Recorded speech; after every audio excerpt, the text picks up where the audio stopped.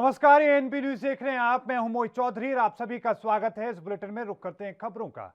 मध्य प्रदेश में विदिशा जिले के गंजब सौदा में गुरुवार रात को कुएं में फिसलकर गिरी एक बच्ची को बचाने के लिए इसकी मेड़ पर खड़े कई लोग अचानक मिट्टी धंसने से कुएं में जा गिरे और मलबे में दब गए। यहां तक कि अब तक 4 लोगों की मौत की जानकारी मिल चुकी है। इनमें से 19 लोगों को सुरक्षित बाहर निकाल लिया गया है और बचाव कार्य मध्य रात्रि के बाद से ही लगातार जारी है। घटना की उच्च स्तरीय जांच कराने के लिए निर्देश दे दिए गए हैं। हालांकि अब तक ये पता नहीं चल पाया है कि कुल कितने लोग इस मलबे में दबे हैं। ये कुआं करीब 50 फीट गहरा है और इसमें करीब 20 फीट तक पानी बताया जा रहा है। और इसी के साथ इस हादसे में कुएं में गिरने के बाद बचाए गए 2 लोगों ने मीडिया से कहा कि कुएं में गिरे एक बच्ची को बचाते समय ये हादसा हुआ। उसे बचाने के लिए कुछ लोग इस कुएं में उतर गए, जबकि करीब 40-50 लोग उनकी सहायता करने और देखने के लिए कुएं की मेड़ पर छत पर चढ़ गए। जिसके बाद उन्होंने कहा कि इस बीच कुएं की छत ढह गई, जिसमें करीब 25 से 30 लोग कुएं में जा गिरे।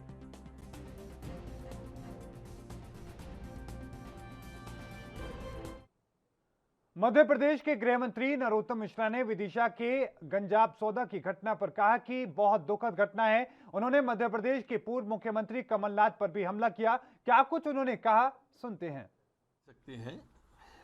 प्रशासन को सूचना देने में थोड़ा विलंब किया। गांव का लाल पठार की ये घटना है। लाल पठार में लोगों ने पहले ये माना कि वो स्वयं बच्चे को भी बचा लेंगे और जो गए हैं उनको भी निकाल लेंगे। पहले गांव के लोग ही उस पर ज़्यादा प्रयास करते रहे। वो स्वयं अपना ट्रैक्टर ले आए, किसी ने रस्सी डाली, किसी ने, वो भी विजुअल फुटेज है, ट्रैक्टर के धसकते हुए के भी विजुअल फुटेज हैं, जो वहाँ पर लोग थे उसके भी हैं। तो ऐसे 2-3 विषय उसमें अलग अलग जुड़े। प्रदेश बना दिया जाए कि वहीं कांग्रेस बची है। क्या है कि अपनी छिंदवाड़ा को संभालो कांग्रेस के लोगों, वरना अगली बरसात नहीं आएगी। आप उपयुक्त व्यक्ति कौन है कमलनाथ जी, ये क्या लगता है आपको? मैं तो मानता हूं सबसे सीनियर गोविंद सिंह जी है और परफॉर्मेंस भी हाउस में सबसे अच्छा मैं उनका मानता हूं। लेकिन मेरे कहने से बनाएंगे थोड़ी। मित्र भी है मेरे मित्र तो बहुत जग जाहिर है। कमलनाथ जी कह रहे मैं छोड़ूंगा नहीं मध्य प्रदेश। मध्य प्रदेश ने तो छोड़ ही दिया है उन्हें। दिग्विजय सिंह की भ्रमण कर रहे हैं बहुत जगह। देखो, कमलनाथ जी की स्थिति बड़ी विचित्र है। दिग्विजय सिंह यहाँ रहने नहीं दे रहे, राहुल गांधी वहां घुसने नहीं दे रहे। बड़ी किम कर्तव्य विमूढ़ स्थिति में ऊहापोह में कमलनाथ जी की बात। तो वहीं मध्य प्रदेश के विदिशा जिले के लाल पठार गांव में कुआं धसकने से 4 लोगों की मौत हो गई। इन मृतकों के परिजनों को मुख्यमंत्री शिवराज सिंह चौहान ने 5-5 लाख रुपए की आर्थिक सहायता देने का ऐलान किया है। वहीं घायलों को 50,000 रुपए की आर्थिक सहायता और निःशुल्क इलाज की सुविधा दी जाएगी। मुख्यमंत्री चौहान ने बताया कि राज्य शासन ने फैसला लिया है कि मृतकों के परिवारजनों के 5 लाख रुपए की आर्थिक सहायता और घायलों को 50,000 रुपए और निःशुल्क इलाज की सुविधा प्रदान की जाएगी। उन्होंने बताया कि गंजाब सौदा की दुर्भाग्यपूर्ण घटना में देर रात तक 2 शव मिले थे। एक शव आज सुबह निकाला गया है। मैं लगातार घटनास्थल पर मौजूद प्रशासन के संपर्क में हूं और बचाव कार्यों की निरंतर मॉनिटरिंग कर रहा हूं। राज्य प्रशासन के प्रतिनिधि के तौर पर विदिशा के प्रभारी मंत्री विश्वास सारंग रात भर घटनास्थल पर मौजूद रहे। उनकी देखभाल में बचाव दल फंसे हुए लोगों को बचाने में जुटे हुए हैं। घटनास्थल पर commissioner, IG, collector, SP, NDRF, SDRF की टीम लोगों की मदद पहुंचा रही है। आपको बता दें कि गुरुवार की रात को गंजाब सौदा थाना क्षेत्र के लाल पठार गांव में कुएं से पानी निकालते वक्त 13 साल का किशोर युवक नीचे गिर गया था। उसे बचाने जमा हुए लोगों की भीड़ के कारण कुआं धसक गया और बड़ी संख्या में लोग पानी में जा गिरे। 20 लोगों को सुरक्षित निकाला जा चुका है। वहीं 4 शव बरामद किए गए हैं और अब भी कई लोगों के मलबे में दबे होने की आशंका है।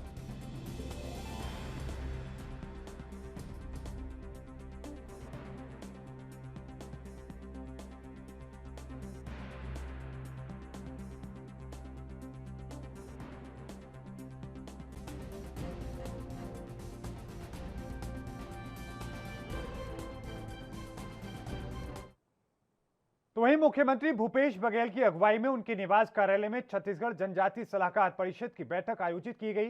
बैठक में आदिम जाति और अनुसूचित जाति मंत्री डॉक्टर प्रेमसाय सिंह, खाद्य मंत्री अमरजीत भगत, संसदीय सचिव शिशुपाल सोरी, सरजुगा क्षेत्र आदिवासी विकास प्राधिकरण के उपाध्यक्ष बृहस्पति सिंह और साथ में पथलगांव विधायक राम पुकार सिंह, मुख्य सचिव अमिताभ जैन, अपर मुख्य सचिव सुब्रत साहू, आदिम जाति और अनुसूचित जाति विकास विभाग के सचिव डीडी सिंह, आदिम जाति और अनुसूचित जाति विकास विभाग की संचालक शम्मी आबादी मुख्यमंत्री निवास में मौजूद रहे।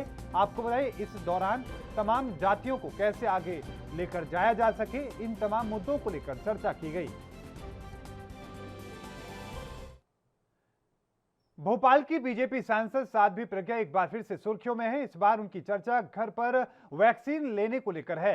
कांग्रेस नेता ने साध्वी प्रज्ञा पर निशाना साधा है। कांग्रेस नेता नरेंद्र सलूजा ने ट्विटर पर लिखा कि अभी कुछ दिन पहले ही बास्केटबॉल खेल कर रही और ढोल की थाप पर नृत्य कर रही हमारी भोपाल की सांसद प्रज्ञा ठाकुर ने आज घर टीम बुलाकर वैक्सीन का डोज लगवाया। कांग्रेस नेता ने सवाल किया कि प्रधानमंत्री मोदी से लेकर मुख्यमंत्री शिवराज और तमाम बीजेपी नेता अस्पताल में जाकर वैक्सीन लगवा कर आए हैं, लेकिन साध्वी प्रज्ञा को ये छूट क्यों और किस आधार पर मिली है। दरअसल कांग्रेस नेता नरेंद्र सलूजा का आरोप है कि साध्वी प्रज्ञा भोपाल में जब बास्केटबॉल खेल सकती हैं और शादी समारोह में डांस कर सकते हैं तो टीका लगवाने केंद्र पर क्यों नहीं जा सकती, किस आधार पर उनका वैक्सीनेशन घर पर हुआ। कांग्रेस नेता सलूजा ने कहा कि समझ से परे है। बता दें कि बीते कुछ दिनों पहले साध्वी प्रज्ञा की तबीयत बिगड़ गई थी, उन्हें एयरलिफ्ट कर मुंबई ले जाया गया था। इलाज के बाद वो भोपाल पहुंची हैं। कोरोना वैक्सीन की पहली खुराक उन्होंने अपने घर पर ली, जिस पर विपक्षी पार्टी कांग्रेस ने निशाना साधा है।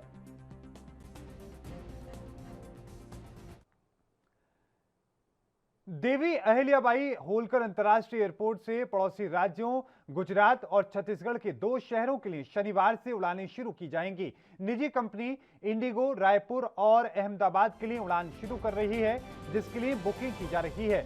रायपुर के लिए प्रारंभ किया किराया 3,700 और अहमदाबाद के लिए 3,300 रुपये रखा गया है। ट्रेवल एजेंट ने बताया कि सरकार की इजाजत के बाद उड़ान कंपनियों ने उड़ान बढ़ाना शुरू कर दिया है। उन्हें उम्मीद है कि कुछ दिनों में उड़ान कंपनियां पूर्ण क्षमता से संचालन शुरू कर देंगी। इंडिगो 21 जुलाई तक कुल 8 उड़ानें शुरू करने जा रही है, जबकि 1 अगस्त से गोवा के लिए उड़ान शुरू होंगी। इंदौर से बेंगलुरु, पुणे, रायपुर, अहमदाबाद, चेन्नई, हैदराबाद, दिल्ली और मुंबई के लिए उड़ानें शुरू हो रही हैं। उम्मीद है कि अगले कुछ दिनों में कुछ अन्य उड़ानें भी शुरू हो जाएंगी। हालांकि 1 अगस्त से गोवा और रायपुर के लिए इंडिगो की उड़ानें शुरू की जाएंगी। अभी इंदौर से 12 उड़ानें का संचालन हो रहा है। 21 जुलाई से ये संख्या 20 हो जाएगी। अगर आने जाने वाले उड़ानों की संख्या की 40 तक पहुंचाए जाने की कोशिश की जा रही है।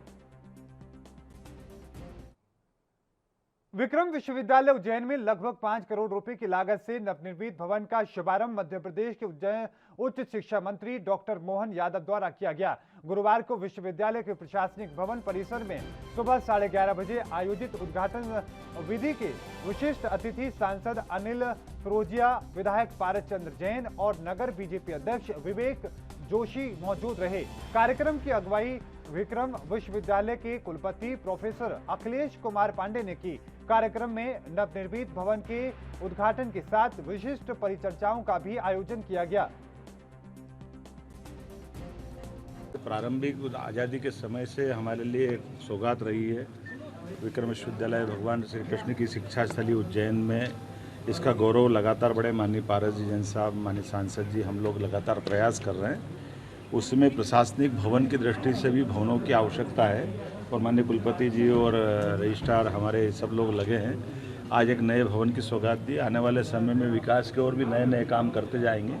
खास करके हमारे लिए जो विभिन्न प्रकार के जब हम कोर्स खोलते हैं, एग्ज़ाम कराते हैं, तो उनकी परीक्षा की कापियों को जांचना, प्रशासनिक दृष्टि से बैठक व्यवस्था करना, तो ये विकास का क्रम लगातार चलता रहे। यशस्वी मुख्यमंत्री इस बातों में लगातार जोर भी देते हैं और हम ये कोशिश करते हैं भाजपा की सरकार आने के बाद इन सारे विकास कामों को गति मिलती रही। वास्तविक में यूनिवर्सिटी में ये आवश्यकता थी। यूनिवर्सिटी में पहले भी कई चीज़ों की कमी, उसकी पूर्ति हमारे मुख्यमंत्री जी भी कर रहे हैं और देश के प्रधानमंत्री नई शिक्षा नीति भी लाए हैं और उसके तहत भी वास्तविक में नए कई कोर्स खुलने वाले हैं। जिससे भी उज्जैन के लोगों को, विद्यार्थियों को लाभ मिलेगा। अभी जिसका कह रहे थे कि वर्चुअल, अधिकतर वर्चुअल क्लासें चल रही है, लेकिन अब स्कूल खुलने की भी जहाँ बात आई है, वास्तविक में वो स्कूल भी खुलना चाहिए, क्योंकि बच्चे को यदि पढ़ने का यदि है तो वही एक स्थान देता है। लेकिन ये बात भी देखा है कि अपने घरों में छोटे छोटे बच्चे भी आजकल लैपटॉप से पढ़ने की उनकी आदत पड़ गई। वास्तविक में एक बहुत अच्छी आदत, समय खराब नहीं हुआ, जो काल चक्र आया उसको निपटते हुए उन लोगों ने वहाँ भी अध्ययन किया है। जल्दी जो भी वो निर्णय होगा, वो निर्णय हमारे मुख्यमंत्री जो सबसे बड़ी बात तो है कि मेडिकल कॉलेज, जो वास्तविक में मेरी कब की इच्छा थी कि उज्जैन में मेडिकल कॉलेज। छत्तीसगढ़ सरकार ने राज्य में 158 समझौता MOU पर कार्रवाई शुरू न होने के कारण उन्हें निरस्त करने का फैसला लिया है। राज्य के जनसंपर्क विभाग के अधिकारियों ने बताया कि मुख्यमंत्री भूपेश बघेल की अगुवाई में राज्य निवेश प्रोत्साहन बोर्ड की 15वीं बैठक में 2001 से 2018 तक के 55 MOU और 2012 में ग्लोबल इन्वेस्टर्स मीट के दौरान किए गए 103 MOU में कोई प्रोग्रेस नहीं होने पर कुल 158 MOU निरस्त करने का फैसला लिया गया है। तो वहीं इस पर अब राजनीति तेज हो चुकी है। इस पर कृषि मंत्री रघुवेंद्र चौबे ने कहा कि पिछली सरकारों ने सिर्फ प्रचारों के लिए MOU होने का दावा किया था, तो वहीं नेता प्रतिपक्ष धर्मलाल कौशिक ने कहा कि मौजूदा सरकार अपने खजाने भरने के लिए नए MOU कर रही है।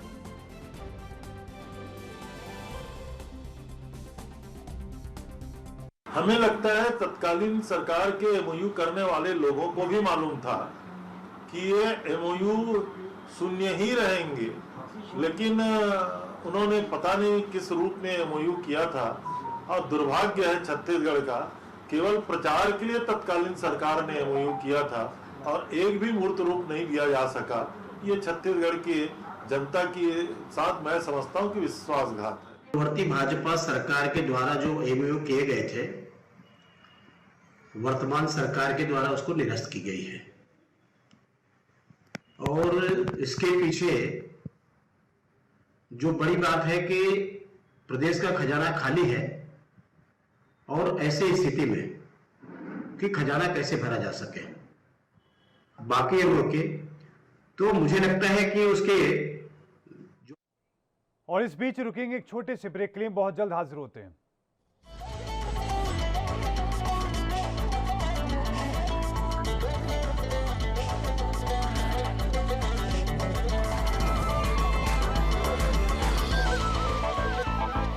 ब्रेक के बाद एक बार फिर से आप सभी का स्वागत है। तो करते हैं बाकी खबरों का। छत्तीसगढ़ के लेमरू प्रोजेक्ट का क्षेत्र घटाने के विवाद में अब बीजेपी भी उतर आई है। नेता प्रतिपक्ष धर्मलाल कौशिक ने कहा कि कांग्रेस नेता राहुल गांधी ने रायगढ़ में कहा था कि हमारी सरकार बनने पर खनन क्षेत्र में पर्यावरण को नुकसान नहीं पहुंचाया जाएगा। लेमरू प्रोजेक्ट के रिजर्व क्षेत्र में विस्थापितों को बसाने का पूरा भरोसा दिया गया था, लेकिन सत्ता में आते ही कांग्रेस सरकार अपने ही आला नेता के वादों पर खरा नहीं उतर पाई है। 15 अगस्त 2019 को मुख्यमंत्री भूपेश बघेल ने लेमरू प्रोजेक्ट को शुरू करने की घोषणा की थी। वहीं 27 अगस्त 2019 को कैबिनेट की बैठक में 1995 वर्ग किलोमीटर के लेमरू प्रोजेक्ट के प्रस्ताव पर मोहर लगाई गई। इस फैसले के 2 साल बाद भी अधिसूचना जारी नहीं की गई है। यही नहीं, प्रस्तावित 1995 वर्ग किलोमीटर के लेमरू प्रोजेक्ट को अब सरकार ने 450 वर्ग किलोमीटर करने का फैसला लिया है, जिसे लेकर एक मंत्री और सरकार के बीच पत्र लेखन स्पर्धा चल रही है।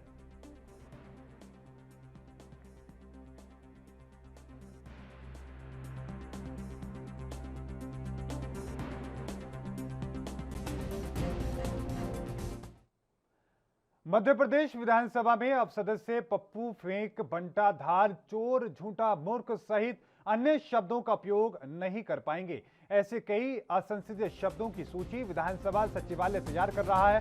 9 अगस्त से शुरू होने वाले विधानसभा के मानसून सत्र से पहले सदस्यों को ये सूची उपलब्ध कराई जाएगी। उनकी अपेक्षा रहेगा कि इनका इस्तेमाल कार्यवाही के दौरान न करें। विधानसभा के प्रमुख सचिव अवधेश प्रताप सिंह ने बताया कि लोकसभा सचिवालय सहित अन्य विधानसभाओं से ऐसी शब्दों की सूची अब बुलाई गई है जिनका उपयोग नहीं करने की अपेक्षा सदस्यों से की गई है। इसके साथ साथ सदन की कार्यवाही के दौरान जिन शब्दों को समय समय पर विलोपित किया गया है उन्हें शामिल करते हुए मार्गदर्शिका तैयार करने की कोशिश हो रही है। कोशिश यही है कि विधानसभा सत्र के पहले ये सदस्यों को वितरित कर दी जाए। बताया जा रहा है कि इसमें नालायक, बेवकूफ सहित अन्य शब्दों को भी शामिल किया गया है।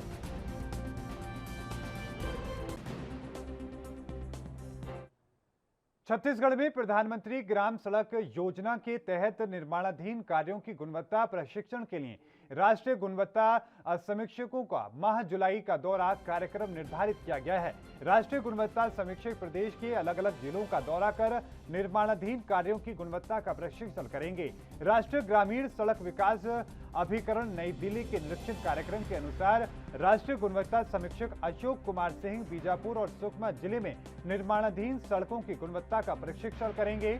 इसी प्रकार पाल सिंह करवदा और राजनांदगांव, ब्रजेश प्रसाद बेमेतरा और दुर्ग जिले और विनय कुमार सिन्हा महासमुंद और रायपुर जिले में निर्माणाधीन सड़कों की गुणवत्ता प्रशिक्षण करेंगे।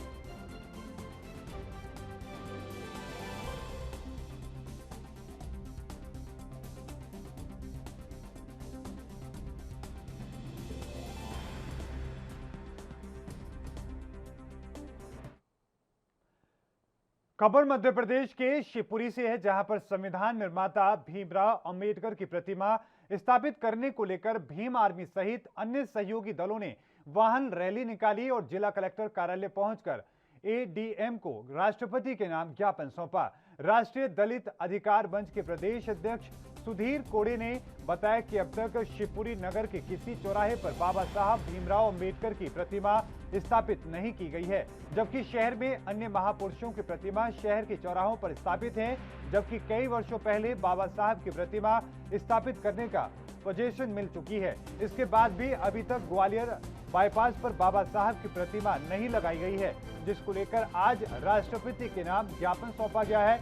भीम सेना के कार्यकर्ताओं का कहना है कि ज्ञापन सौंपने के बाद अगर 15 दिनों के भीतर सुनवाई नहीं हुई तो फिर वो भीम आर्मी सहित सभी सहयोगी दल उग्र आंदोलन करेंगे। ये दिया गया है 2003 से जो संघर्ष जो चल रहा है हमारा बाबा साहब के सपनों को और जो बाबा साहब के चौराहे को जो लेकर विचारधारा के ऊपर चल रहा है। 2003 से जो बीएल काउंटर साहब थे तो उन्होंने पोजीशन दिया था, लेकिन आज तक वो। और इस बीच रुकेंगे एक छोटे से ब्रेक के लिए, बहुत जल्द हाजिर होते हैं।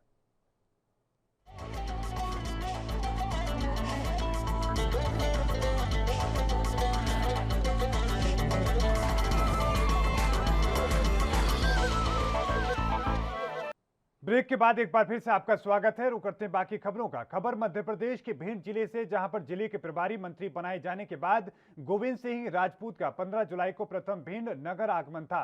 भिंड के प्रभारी और परिवहन मंत्री को भिंड परिवहन विभाग या आरटीओ और पुलिस विभाग के कारनामों की भनक न लगे, इसके चलते ओवरलोड वाहनों को इटावा रोड पर ही रोक दिया गया, जिससे घंटों जाम लगा रहा। राहगीर परेशान होते रहे। उधर ग्रामीण क्षेत्र में ओवरलोड ट्रैक्टरों और ट्रकों का चलना जारी रहा।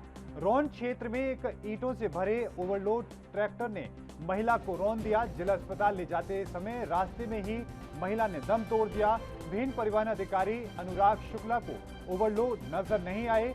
कोरोना काल में भी सवारियां भरे ओवरलोड वाहन दौड़ते रहे, ताकि वो अवैध रेत, गिट्टी, मिट्टी और ईंटों से भरे ओवरलोड वाहन भी वसूली के बाद चलते रहे। जब इस संबंध में प्रभारी मंत्री गोविंद सिंह राजपूत से पूछा गया तो उन्होंने कहा कि ओवरलोड चाहे वो ट्रक, ट्रैक्टर हो या फिर बसों की हो, किसी भी प्रकार की बर्दाश्त नहीं की जाएगी। ओवरलोडिंग पर पूरी तरीके से रोक लगाई जाएगी।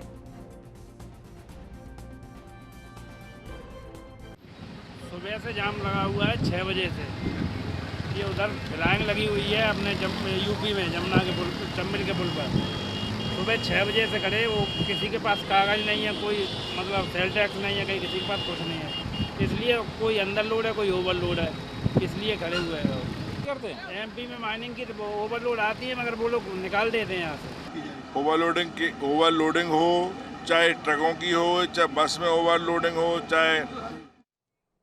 तो वहीं मध्य प्रदेश के रीवा जिले में नशा कारोबारियों के द्वारा तरह तरह के हथकंडे अपनाकर नशे को बढ़ावा दे रहे हैं। तो वहीं रीवा पुलिस अधीक्षक के नेतृत्व में नशे के विरुद्ध चलाए जा रहे अभियान के तहत आज रीवा पुलिस को बड़ी कामयाबी मिली है। आपको बता दें कि नशे के कारोबारियों पर रीवा जिले में जिन्हें अतरेला और हनुमना थाना में कार्रवाई की गई है। बताया जा रहा है कि उत्तर प्रदेश से रीवा लाई जा रही नशीली कफ सिरप की खेप को अतरेला में कार सहित 4 पेटी नशीली कफ सिरप के साथ तस्कर पकड़ा गया है। तो वहीं जनेह में छोटा हाथी वाहन में 8 पेटी कफ सिरप के साथ तस्कर गिरफ्तार किया गया है।